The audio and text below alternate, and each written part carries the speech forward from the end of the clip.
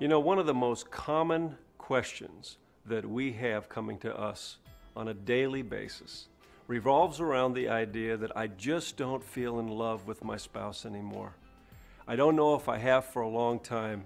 And people are asking us, is there anything that they can do to have that change? Well, I want to tell you the good news. This is probably one of the simplest issues for us to resolve, to help couples deal with. It's so exciting to know that there are ways that you can actually rekindle that flame and actually experience a renewed love for your spouse, and that it's really not that complicated. The first thing you want to think about, though, is where does love come from?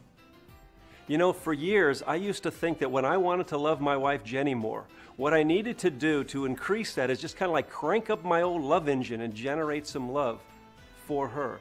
But you know what I discovered?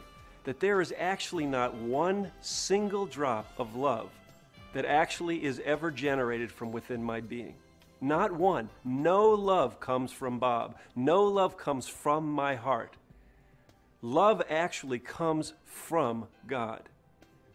If you think about Scripture, 1 John 4:8 says God is love. Notice there, it doesn't say Bob is love. You can put your own name in there. It doesn't say you are love. It says God is love.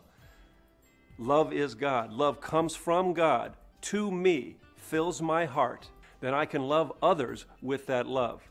What you want to do in this situation is actually take the time for just a moment to ask the Lord if He'll let you see your spouse through His eyes, even to feel what He feels toward them. When you can actually experience His love for your spouse and allow that to come into you, to fill your heart, and to flow through you and extend out to your spouse, you will begin to see very quickly those feelings return. Now, I don't want to oversimplify this issue because I know that there are many factors involved. I know that there are personal issues that sometimes, even fears at times about the relationship that may cause you to be hesitant to actually be available to this occurring. What I want you to know is it's possible. That if your concern is that the love has died and it's going to take some kind of magical, mystical, divine miracle to occur, the good news is it's not that hard.